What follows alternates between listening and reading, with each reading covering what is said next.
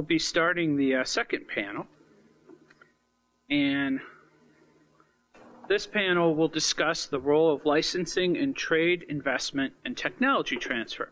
So we're moving from a discussion focused on the domestic economy, although granted we talked about international trade in the first panel, it's unavoidable. But this is our focus. We move to a focus on the global economy. And joining us on this panel are Professor Walter Park, who's an economist from American University, known for his cross-country studies of the effects of intellectual property and intellectual property protection and improvements to intellectual property protection. Then we have Elizabeth Kendall, who's the Senior Director for Intellectual Property and Innovation with the USTR. Marc Ehrlich, Associate General Counsel of IBM. And Keith Mallinson, the founder of Wise Harbor, who is a consultant who has done some fascinating research, particularly on the mobile industry, which he'll talk about today. On this panel, we plan to conduct this as a panel discussion. So we'll have two questions, which with each panelist answering in turn, and then at first we're going to look at in the context of international trade, how does licensing benefit the U.S.? And then we'll turn to look at how licensing benefits our trading partners. So with that, I'll ask I'll ask the first question. And of course, our panelists, I apologize once again, just as my colleague Adam Mossoff did, I'm not giving the full introductions this distinguished panel deserves, but I encourage you to look them up. They've all done terrific work in this field, and it should be acknowledged and enjoyed and appreciated. Okay, so the first question, and we'll start with Professor Park, is what is the importance and role of intellectual property licensing in international trade? Specifically, how does licensing contribute to U.S. exports and foreign investment? Okay, so Professor Park, take it away, and I'll time you and let you know how we're doing. Well, thank you very much. It's an honor to be here. Your questions remind me of exam questions. Please answer these. So I'll do the best I can. So the three questions. One is the relative importance of licensing. Second, the impact on U.S. exports and FDI. And also, thirdly, the impacts on our trading partners. So the data I'm going to show are a bit duplicating what was already shown this morning. So I'll just give you the main takeaway points. One is the first pertains to U.S. Licensing abroad by U.S. firms. And the main takeaway point is that let's not just focus on patent licensing, but also take into account copyrights. Because if you add up software and audiovisual, that category also includes books, music, and so if you add them up, that's a majority share. And the other important thing that I want to highlight is that it's still the case that 2/3 of U.S. firms' licensing is within firm. It's just a third that's to arm's length, so that to unaffiliated parties. But as you can see, that share has grown from 33 to 36% in just 8 years. Okay, and then this also is a duplicate of this morning's presentation. But I would say the main takeaway point here is that you can see that licensing is concentrated in the developed world. So you'll see that Africa and Latin America and the other Western Hemisphere get a small share, and that's one of the things that policymakers and academics are concerned with. How do you get more technologies transferred to the poorer regions? Now, this one has not been covered in the morning, and this is for the world as a whole. So as you can see, if you adjust for inflation, during the past 13 years, global licensing has increased by almost threefold, but more than twofold. And let's ask ourselves what that number represents, because earlier we mentioned that is that number really big compared to GDP, but I would argue that let's not go into that because it doesn't capture causality issues, right? Whenever we look at something as a percentage of GDP, that doesn't imply that the numerator is causing the denominator. It's just providing us with a magnitude. And if you take into account R&D, for example, R&D everywhere around the world is about 1 or 2% of GDP. But we all know that R&D is an important determinant of productivity and economic growth. So there's a lot of chain of events that we're not capturing. So merely looking at the billions of dollars and comparing it to trillions of GDP don't capture the causal mechanisms. But one perspective that I do like is to look at what is the share of licensing relative to services trade as a whole. And as you can see, it's about 6% for the world as a whole, more like just under 10% for developed countries and under 1% for developing countries. But for the U.S., it's almost a fifth, right? So that's pretty large, considering that we're dealing with, licensing of IP relative to all the other services in transportation, communication, travel, finance, insurance. So it's, from that perspective, relatively important. And the other takeaway point that I'd like you to notice is that between 2000 and 2013, look at the share of outward licensing by developing countries. It almost doubled from 2.4% to, say, 4.3%. So we can see the developing economies getting to be a more active participant. And you can see a diminished share of the U.S. In 2000, the U.S. accounted for more than 50% of world licensing, but in 2013, it's now about a little bit over 40%. So let me turn to the second question. What are the impacts on U.S. exports and FDI?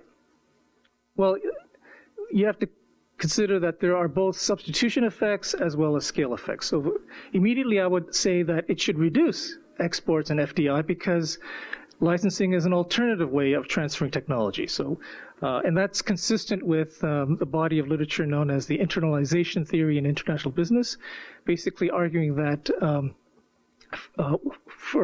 firms possess certain IP assets that are very valuable, they would rather keep it in-house within the firm.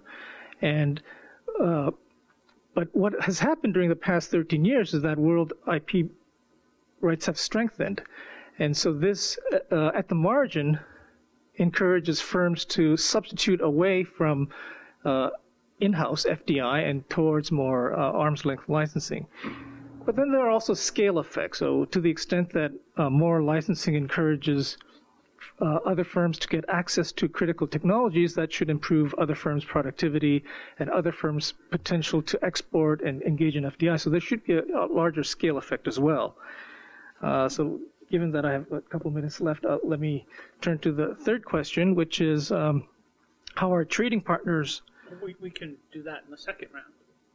So you have, okay. If you want to take a okay. Do you have anything else to say on this first topic? No, just add another scale effect could be that licensing may be complementary to other activities. So, for example, if you export a product, that could be correlated with the technology that needs to go with it or with the know-how. So in that sense, licensing and exports could be complementary. But on balance, I would argue that we see a general expansion in technology transfer. For the impacts on the rest of the world, that would just divide into two. What are the impacts on our trading partners in developed countries versus the impact on our trading partners in developing countries? And that's where I think the licensing is rather critical, because for many of the economies in the developing world, they don't possess the R&D capabilities. They don't have a large R&D sector. So for them, you can think of licensing as getting access to external R&D done by other firms. And so licensing is an important part of their learning by doing, technological catch-up. And I think that partly could explain why their share has grown. So for a lot of the emerging economies themselves have acquired technological capability not by doing R&D themselves, but getting access to external R&D through licensing, and that in turn boosted their capabilities to license themselves. So they're also engaging in outward licensing. So we'll talk. Okay. We'll talk we'll talk more about that in the second round of questions. If you'd like to continue to address that, you'll have more time. Next, we'll be hearing from Marc Ehrlich from IBM to move to a more company case study level. And so, Marc, could you tell us how about IBM's engagement with licensing? Thank you. Sure. Thanks, Marc. I'd be happy to. Can somebody? Oh, yes, of course. So yeah, as Marc said, I'm here to talk a little bit more specifically about how a company like IBM leverages intellectual property licensing to its advantage in international trade. So this chart, which is my only chart, is just intended to show you the current distribution of issued patents in IBM's patent portfolio. And what I've done is I've just put a number up for a snapshot of how many patents IBM has in the U.S. This was as at the beginning of the year. It was something around 35,000. And that number varies anywhere from 50,000 or so to about 30,000 or so. And then you notice these other countries, sort of the slices in the pie, China, Japan, Great Britain, and Germany, are significantly smaller than this number. I'll get to why we're able to do that and the advantages of doing that a bit later. But what that distribution surprising. What we found over many years of licensing with companies in other countries is that there's an inherent bias in their portfolio distribution to their home country. So if IBM do a patent license with Toshiba, we are going to one thing I should say, let me back up for a second. When IBM does patent licensing, its objective is, generally speaking, to do a global patent portfolio cross-license. That is, every patent in our portfolio licensed to a company for access to all of their patents around the world. The value to IBM of a patent license is certainly we benefit from the money that we get, the income that we make when people license our patents. But the true benefit to IBM is the access to the rights in these other companies' portfolios, the freedom to operate. And you learn that on day one in the IP department at IBM. So that is the driver for IBM's licensing. And it is the driver, by the way, from almost all of the companies in our industry that we do licenses with. So if you think about it, if IBM is doing a patent cross-license with Toshiba, by and large, what's happening there is we're exchanging rights of access to markets. Toshiba is getting the right to access the United States market vis-a-vis IBM patents, and IBM is getting the rights to access the Japanese market vis-a-vis Toshiba's patents. And if you take that, you scale it across our industry, in every country doing licenses with other countries, you build a network. That network, I think you can make an argument that network is one of the foundations of certainly technological international trade. That network is the network upon which international technological trade happens. So that's the most direct way that IBM leverages IP licensing to benefit international trade. Let me talk briefly about a couple of other ways that we leverage licensing for international trade. The first one, I would call it global supply chain enablement or global labor differentiation.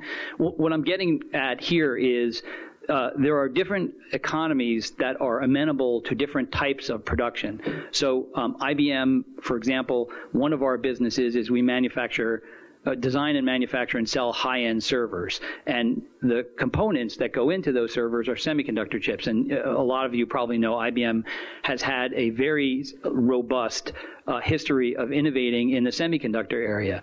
But for many years, IBM has used its IP to leverage an international supply chain of component manufacturers. We do that by providing IP know-how licenses and IP patent licenses to companies predominantly in Asia Pacific that are capable of producing chips that are usable in our machines at a lower price point. These are commodity items that they can produce effectively in their home countries that would cost IBM a prohibitive amount of money to make in our home country. We out-license those technologies, and those guys become our suppliers. We take those chips at those lower price points, and we integrate them into a non-commodity item, a high-end server, a higher complexity item that we're then able to sell competitively around the world. So that's how we leverage the economic benefits of each company's local market by using IP licensing.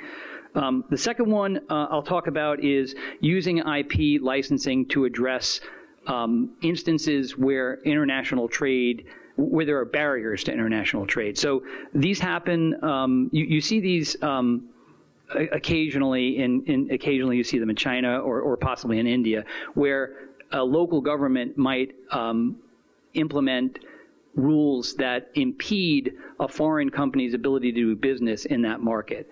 And what ends up happening, you very typically will see a U.S. company doing some sort of a joint venture with a local company in that country to gain access to the market. So the example I have here is Intel recently announced a partnership with 2 Chinese firms to build a companion chip to the Xeon processor. The companion chip essentially monitors the processor.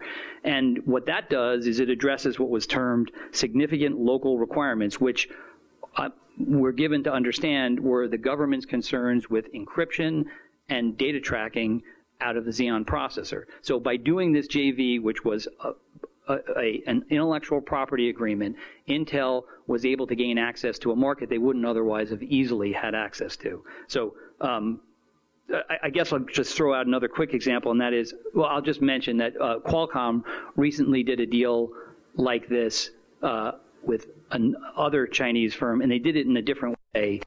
But it was, again, this issue of specific local requirements, and they teamed with a different Chinese firm around the ARM processor architecture. And then the third one I'll mention is international technology standards. So international technology standards are like the technological equivalent of an international treaty. It's why your cell phone works when you go from country A to country B. And in those cases, since we're determining how products work across geographies, it's vital for companies like IBM to not have to design specific different computing systems or software as you go from country to country. And it's even better if you can go into the standard and influence the development of the standard so that it's consistent with your product roadmap. Having patents and offering to license patents in those international standards provides significant leverage to companies like IBM to exert some influence over the direction of those standards and make sure they're consistent with our product plans. So really quickly, I'm going to mention what I said I'd get back to at the beginning, and that's why we're able to bias our portfolio so heavily towards the U.S. So, we could easily, but expensively, have 35,000 or more patents in every country we do significant business in. But we don't do that, obviously, for cost reasons, but we're able to bias it to the U.S. for a couple of reasons that are advantageous to having a large U.S. portfolio. The first, this is a highly sought-after market. Everyone wants to sell into the U.S. market. The second, we, I would say up till recently, have had probably the most accepting intellectual property laws in terms of the diversity of innovations that you can get patent protection for. And I would also say that up until recently, we've had the most stable and predictable enforcement of IP. And the consequences of those advantages are more significant than you might think. First of all, what we get to do is, because people want access to our markets and our patents, they're going to do their licenses with us on IBM paper, which means we get to choose U.S. venues for the resolution.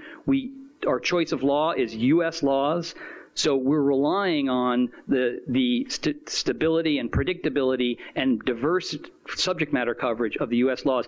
But the other point there is that if you think about that and you multiply the license agreements around the world in the IT space, one more, by all the companies that are doing this, the vast majority of them are on U.S. paper, which means when U.S. makes policies, those policies govern the vast majority of arrangements between companies. The final thing I'll leave you with is, obviously, we're testing some of those underlying assumptions that allow us to do this type of a bias by challenging things like eligibility, enforceability, and even territoriality. Thank you.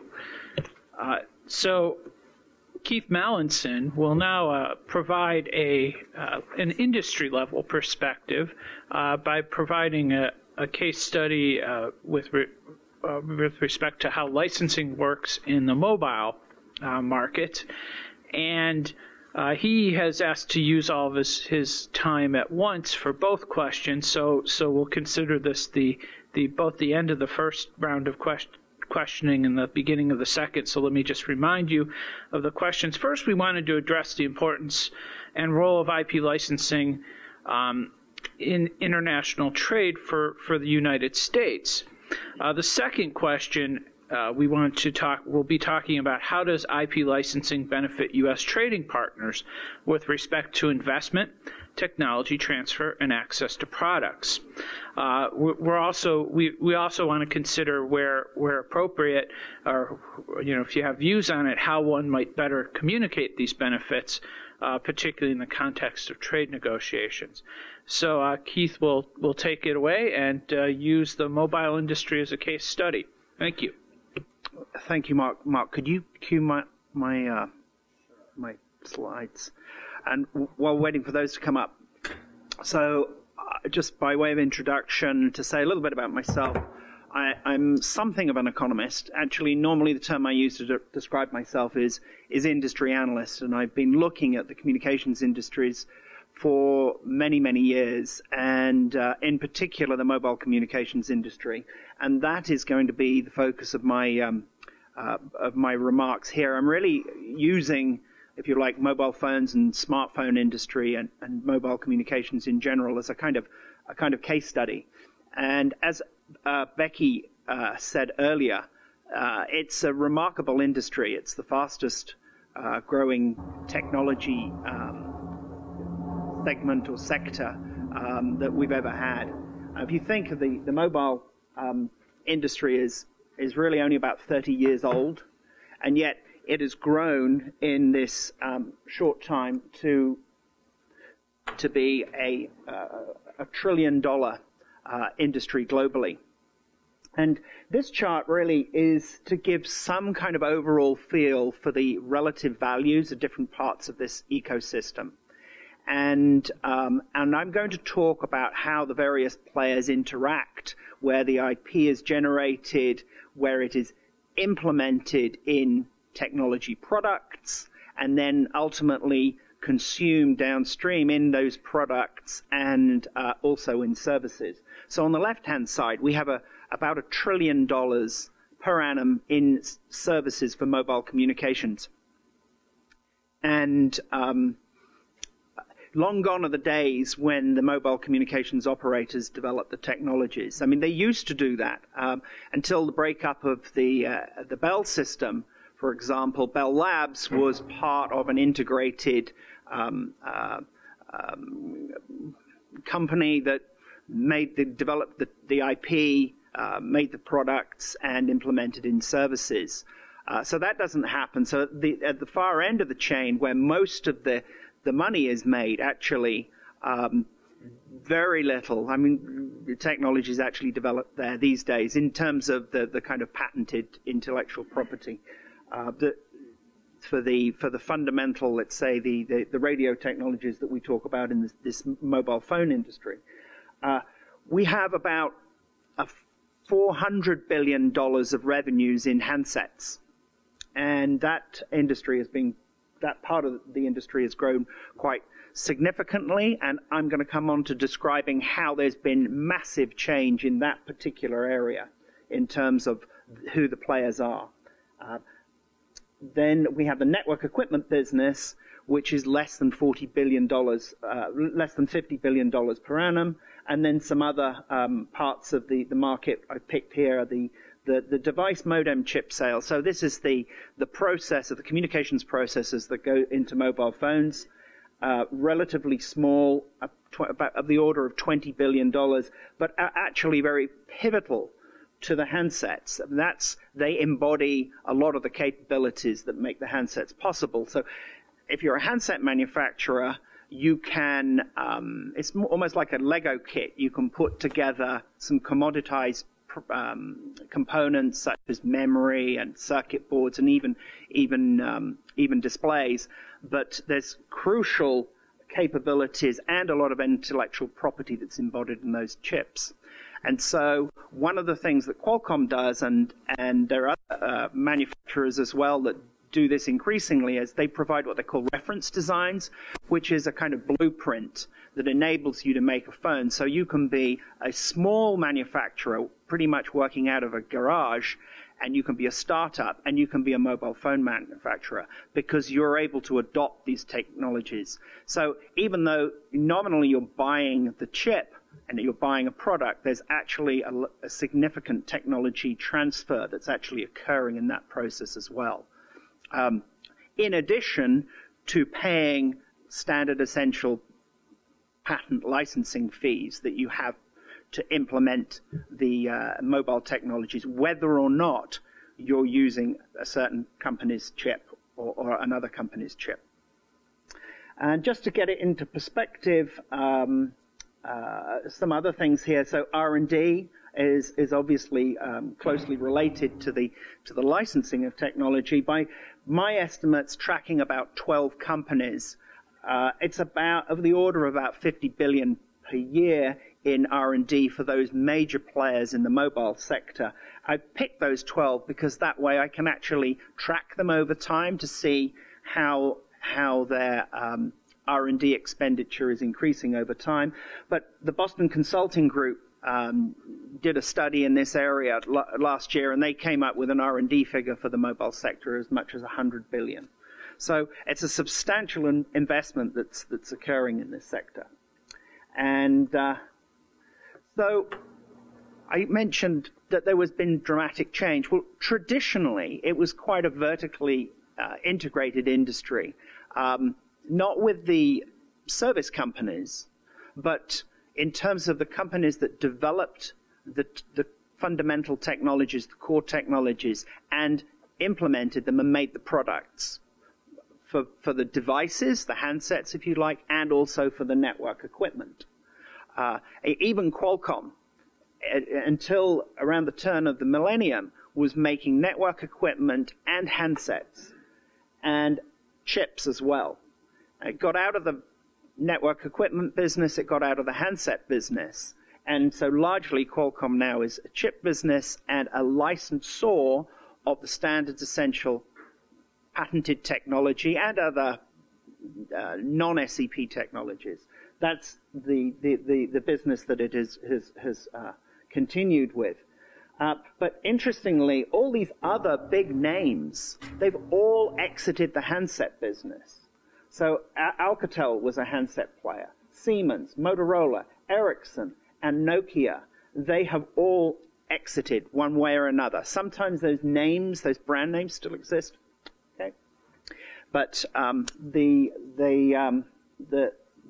it's been a big change. And what's happened instead is as those companies have come out, others have risen. And we had BlackBerry, HTC, were able to enter the market with little or nothing in the way of standards essential patents, and have done reasonably well. Some of them have fallen. Apple has obviously been a major success story. And then that red line shows that there's a whole slew of other companies. And here they are, just showing some of them at any rate. Most of those are Chinese. Micromax is Indian. And they have had easy market entry and have been able to flourish in this industry despite having not developed that core technology themselves. And that's why it's so important that there is the licensing, particularly when you consider that if you look at the names there, including the Alcatel, Lucent, Qualcomm, Nokia, and Ericsson, those players among the group there are still spending very large and increasing amounts on R&D. So they're picking up the tab, if you like, to develop the technologies, but they are now not participating in what is a very substantial part of the market, that $400 billion per annum in the handset business. some of those, Ericsson and Nokia, now acquiring Alcatel-Lucent, are still in the network equipment business. But as I said, that's less than $50 billion. So it is vital that they're able to monetize their IP. And this is, I won't go into this detail, this is tracking the industry and showing that the major players, these names here, these 6 of them, are generating about 12 billion per annum, mostly from licensing standards essential patented IP. I mentioned in addition to that, for example, in the case of Qualcomm, there is a kind of technology transfer that's coming in terms of the implementation of the technology with the chip. So this is a vital aspect, and I won't present any more of that, but let me just say that it's been very strategically important for the industry that those generators of the IP continue to make those investments. The technology is being transferred aboard. One of the things we were supposed not to be talking about here is antitrust, and I'm not going to say too much about it. But there are antitrust pressures in other jurisdictions, and I think as a result of that and a whole other variety of factors, it's been a pressure to encourage direct investment, foreign investment in other countries. So, for example, over a decade or so, Qualcomm has invested. In the early 2000s, it was investing in the CDMA technology. Technology transfer for implementation of that in China. It has continued to do that.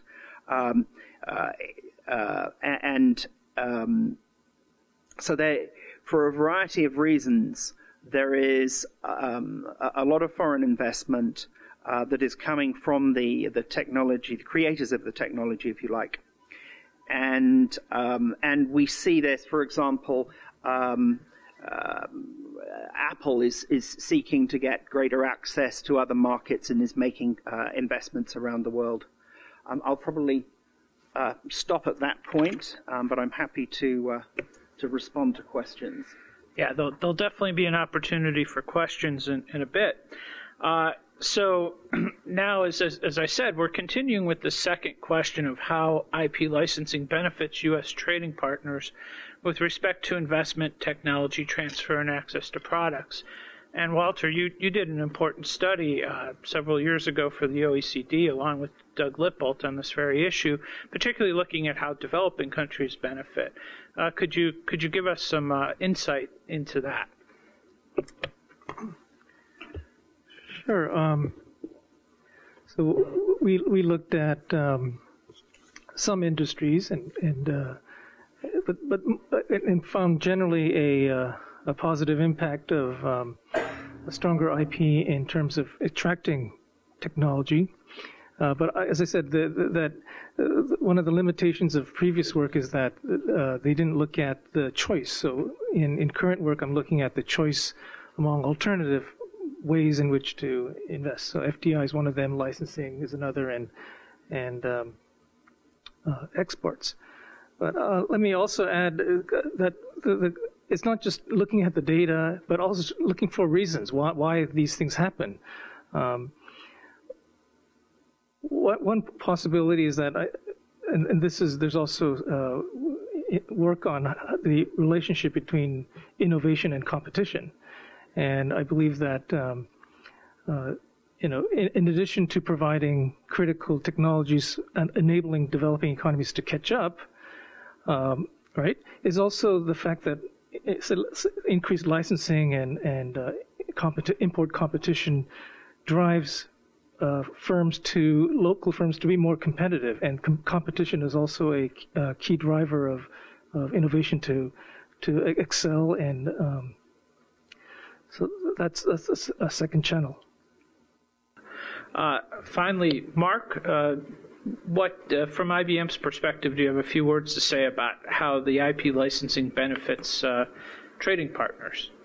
Yes, thank you. I do. And I also want to talk just a bit to how, from an individual company standpoint, you might go about communicating the benefits of IP in the context of trade negotiations. So first, in terms of our trading partners, I've said this, I think a couple of folks up here have said this, it's just the other side of the equation in many cases. So for example, when I was describing how a hypothetical patent cross-license between IBM and Toshiba, when you net it out, what's being traded is IBM's getting access to the Toshiba's many Japanese patents, and so access to the Japanese commercial market. Toshiba is in turn getting access to IBM's heavily U.S.-biased patent portfolio, and so access to the U.S. market. So it's just, the trading partners are getting access to our market. And also, in my other example, when I gave you the example of suppliers who we are providing technology, know-how, and patent licenses to so that they can manufacture chips that we can use in our machines, relatively straightforward. They are getting access to technology and rights to practice and know-how to produce chips that they wouldn't otherwise have. They also have a built-in customer with IBM. And of course, we're not doing these agreements in a vacuum. They're going to be free to use that technology to sell to other companies, including our competitors. So, when you set up the equation about why it's advantageous to us, you're going a long way to describe why it's advantageous to them. They're mutually advantageous arrangements. But I think one of the things I wanted to mention, which kind of gets into how I would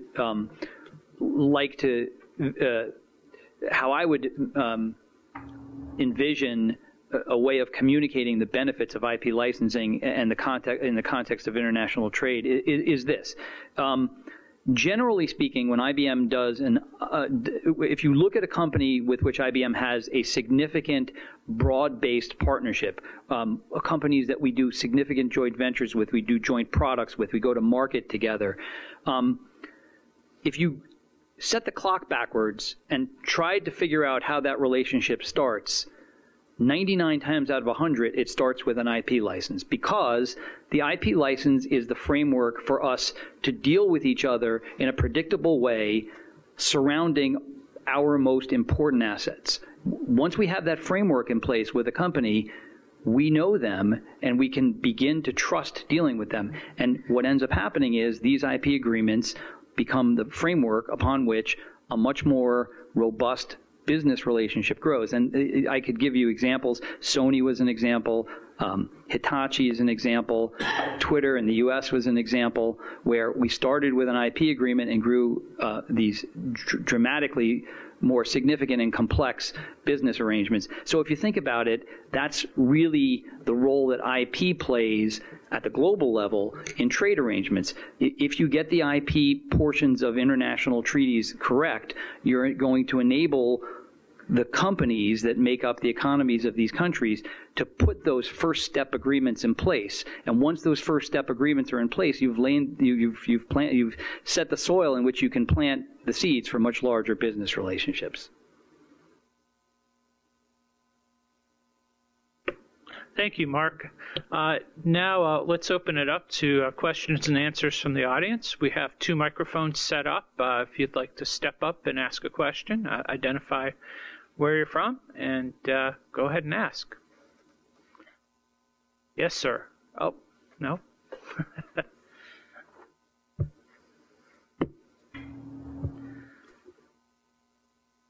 Looks like we have somebody coming up. Okay. Yeah, I'll just ask a question, and it's trying to put together the trade statistics with the reality, Keith, that you're describing. If we look at the trade statistics, this is royalty and license fee trade is mostly between developed country partners and affiliates, about 2/3. And yet, when we look at the mobile sector or other manufacturing sectors, we sense a large amount of sharing of intellectual property to places like China and India in order for that, for the production process to occur there. I understand from what you said, Walter, we've seen a small raise, well, an important raise from 2 to 4% in developing country receipts. Is it possible that the way the transactions are structured is hiding the benefit or the transfer of technology to developing countries? They don't seem to be fitting together. Let me see if I could clarify.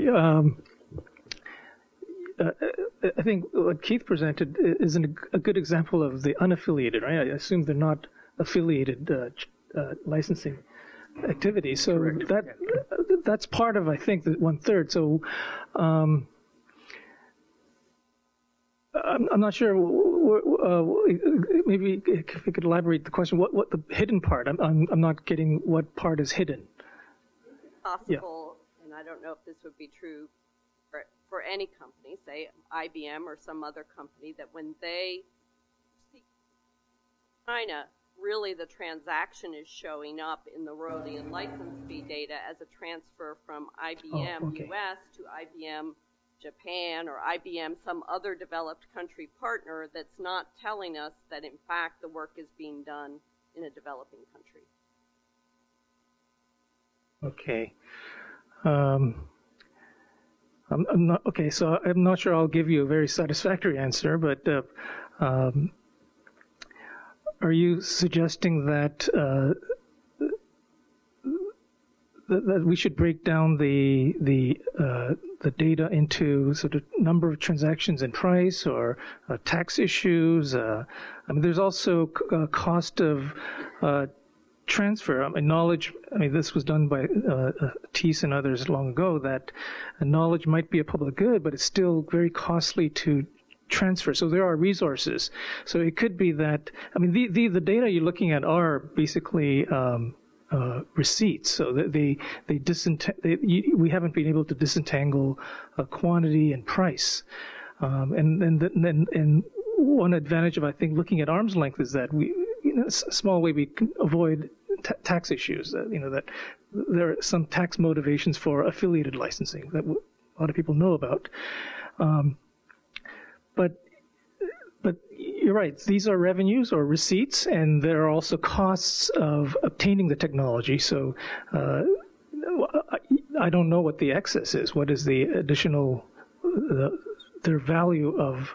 But I assume that they wouldn't engage in licensing unless they can make a profit. So if it does cost a lot to, in other words, everyone's connected. There is an ecosystem. So if I'm a licensor, I'm also probably paying license fees as well for the right to use inputs.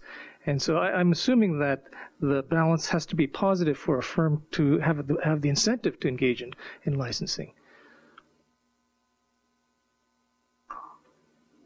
If I may, just to add to that a little bit, in terms of the phenomenon of a related party transaction that Kate was just mentioning, Walter, you mentioned taxation and some other reasons that license transaction might go to IBM Japan, which then sub-licenses perhaps to Asia, as a hypothetical example. But another aspect is also the regulatory regime of each country. And specifically, I'll be talking about this afternoon. In China, you have a very high level of related party licensing transactions, a relatively more modest unrelated party. One of the reasons for that, and I can't identify how much of a reason this is that in China, when you license in as a foreign licensor, the licensee has to be indemnified against third-party infringement. That risk is much easier to bear within a related party transaction. So if IBM, not to beat up IBM too much as an example, but if IBM New York licenses to IBM Shanghai, and then IBM Shanghai sub-licenses to Huawei, that's a much easier transaction to bear because between IBM Shanghai and Huawei, there's no obligation to indemnify against third-party infringement, as well as some of the other regulatory requirements that would apply to the technology importer in an international transaction. So because of that, there tends to probably be an undue amount of related party transactions coming into China because on a sub-licensing basis, you're free of those regulatory restrictions. So if you took China and compared it to Taiwan, for example, in terms of U.S. licensors, Taiwan historically is about the same amount, this year a little bit less in terms of paying for technology transactions to the United States. However, Taiwan is 93% unrelated party licensing, whereas China is 60% related party licensing. Now, there could be other reasons like intellectual property fears and theft and stability of the system, a lot of the things that you pointed out, Mark, that also are mandate that you transfer to China within your own network rather than to third parties. But I don't think we should ignore that apart from the economic reasons, that there are certain regulatory regimes that affect that. And I think you identified some of them as well in terms just overall. And I thought it was a very interesting discussion, Mark Ehrlich, about, predictable law, predictable patent system, choice of law. And I think it'd be interesting to note if there's been an erosion of that in contracting issues as people may be choosing other foreign law or other systems to adjudicate dispute because of a perception of erosion of predictability in the U.S. system as the U.S. becomes actually a little bit more regulated or a little bit less predictable. On your first point with respect to China, what I will say is that, at least anecdotally, I can tell you that to address issues like the indemnity issue and some other issues, what happens is it affects behavior. So this predominance of related company licensing, one of the reasons you see that is because Chinese companies who know that they have to do business with non-Chinese companies will set up entities that are related companies, but that are situated in other countries that enable foreign companies to do licensing with them, and then they can license that technology into China. So what happens is you can almost think of it like there's a halo of these companies in countries around China that are not burdened by those laws. The foreign company does a license with them, and then those companies do related company licensing into China. That's another reason our numbers in the U.S. may be rather inadequate to address the amount of licensing, because that's a domestic transaction within the U.S. If IBM is licensing to Huawei, Texas. Right. Right.